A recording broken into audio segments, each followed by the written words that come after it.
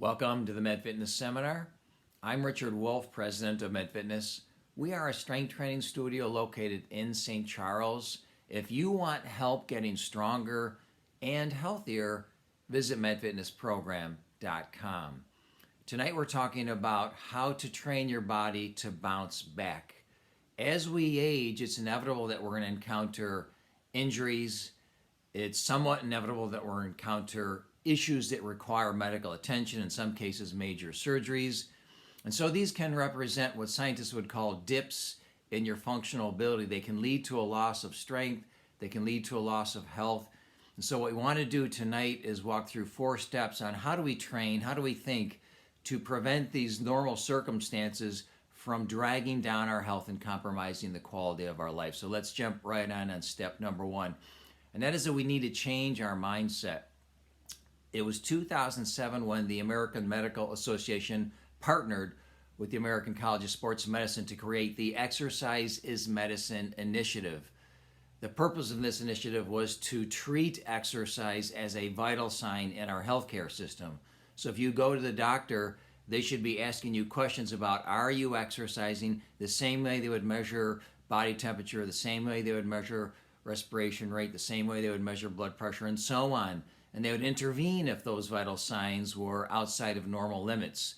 They should also be intervening if you're not exercising and not maintaining that strength training lifestyle. And so the reason for this is simple, is the recognition that exercise is literally medicine. We'd call it lifestyle medicine. It is a powerful disease preventer. It is a powerful intervention to treat chronic illness, in many cases reverse chronic illnesses. So first is first, we need to think differently about how we embrace exercise in our own life and treat it as medicine, because it is one of the most powerful things we can do to both protect and improve our health. So step 1, change your mindset when it comes to exercise, because it is medicine. Number 2, we want to train uninjured limbs. Let's say you had an injury on your left arm and you weren't able to do exercises with your left arm. Let's say you even broke your left arm and you had it in a cast, it was immobilized completely. What we're going to recommend is that you train the uninjured parts of your body. And that would be, of course, your right arm. That would be your chest. It would be your abdominal wall. It would be your shoulders. In fact, your right shoulder, not your left shoulder. It would be most of your back, your low back, your hips, your quadriceps, your hamstrings, your lower leg, your calf. It would actually be the majority of your body that you could train if your arm was in a cast immobilized for whatever reason. And so this is important because very often people feel like a somewhat significant issue like a broken arm means that they just can't train at all and they need to sit on the sidelines and do nothing. We know that if I let the rest of my body lose strength, the rest of my body decline in functional capacity, the rest of my body overall get less healthy, that doesn't help that injured limb get better.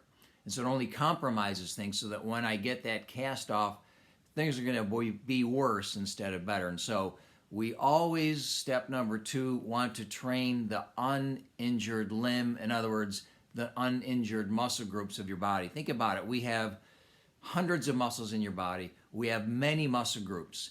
If you have one joint, one part of your body that's injured, it just doesn't make sense to ignore the rest of your body and accelerate the aging process in those parts of your body. It only worsens the big picture. So step 2 is to always train your uninjured muscle groups and body parts when you have an injury on a given limb. Step number 3 is to train opposing limbs. Again, let's go back to that broken arm. If your left arm is immobilized, what we now understand and know is that training the right arm, the uninjured arm, can benefit the broken arm. Let me say that again. That's an important statement that most people don't understand.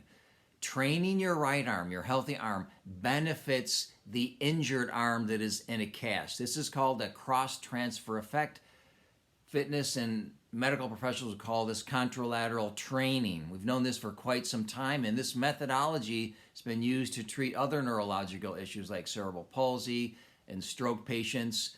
So train the right arm to benefit the left arm. Not only does the right arm stay strong and healthy, which is important. If you have an arm that's immobilized or a leg that's immobilized, it's important to keep the other limb strong, functional, and healthy. You don't want it getting weaker.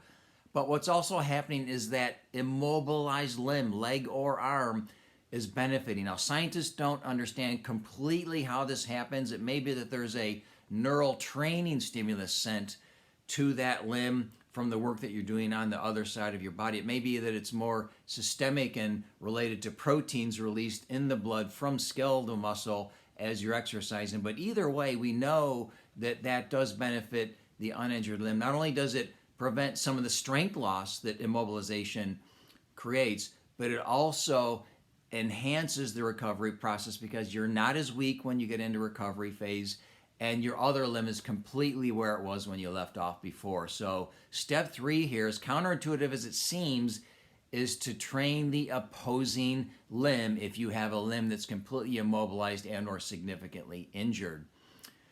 And number 3 is to simply apply signature support. This is our proven methodology at MedFitness for dealing with these issues in the workout.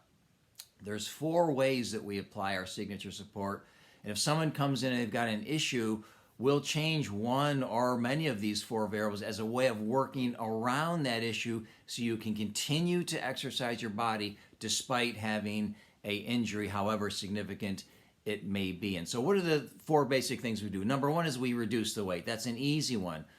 Often we can lighten the weight and still work a joint with a lighter training load, get a therapeutic effect, stretch the tissues, draw blood into that area, get nutrients into that area. Those all help from a recovery standpoint and a healing standpoint. And so decreasing the weight is an easy first step if you have an irritated joint or a injury.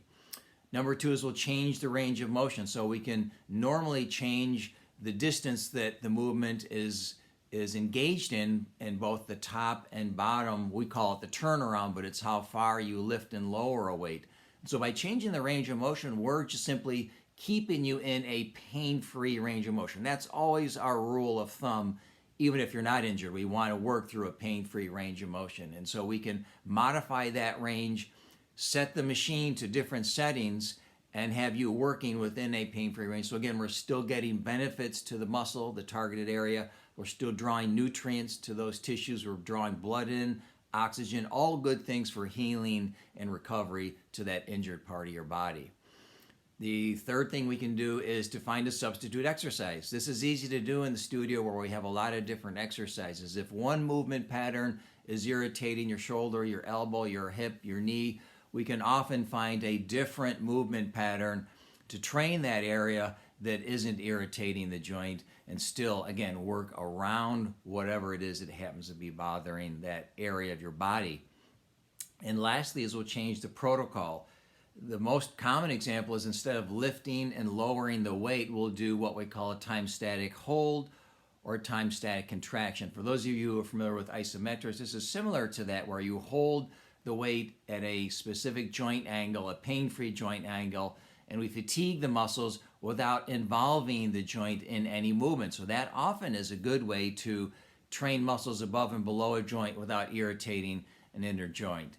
And so in any case, what we want to realize, and the big take-home message today, which is critically important, is that if you can move, move. There almost is never a time other than post-surgery or other significant traumas in your life. There's almost never a time where you can't train the rest of your body, can't train opposing limbs, and use signature support to work around these issues so that we minimize the loss of strength, we minimize the decrease in functional ability, and we minimize the loss of health that is so common when older adults start experiencing these issues as they get older.